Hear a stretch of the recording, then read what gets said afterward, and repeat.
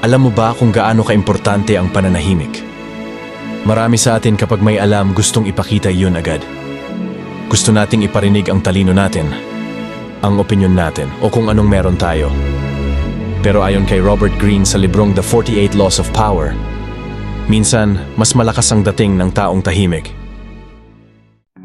Law 4. Always say less than necessary.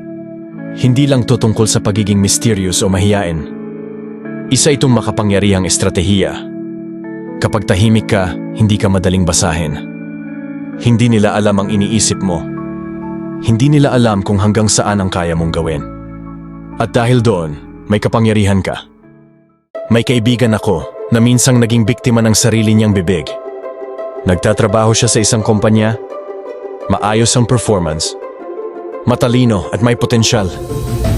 Pero sa tuwing may meeting, siya ang unang nagsasalita.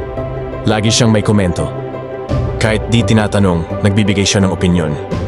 Akala niya, yun ang paraan para mapansin siya.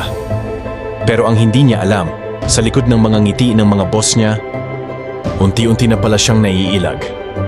Kasi masyado siyang maingay. Masyado siyang transparent. Walang excitement. Wala ring mystery. Isang araw may posisyon na nabakante, perfect para sa kanya. Pero ang napili, yung tahimik. Yung tipong kapag nagsalita, makikinig ang lahat. Bakit? Kasi yung taong yon hindi nagpapakita ng baraha. Pinipili niya ang mga salitang sinasabi niya. At dahil doon, nirerespeto siya. Iniisip ng mga tao, siguro may alam siya na hindi natin alam.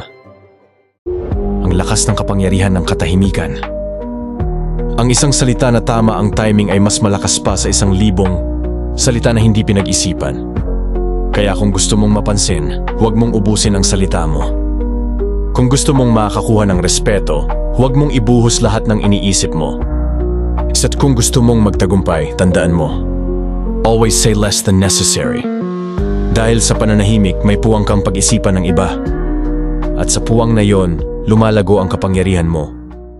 Mag-ingat sa mga salitang binibitawan mo dahil minsan ang hindi mo sinabi ang siyang pinakamakapangyarihan. Hanggang sa susunod.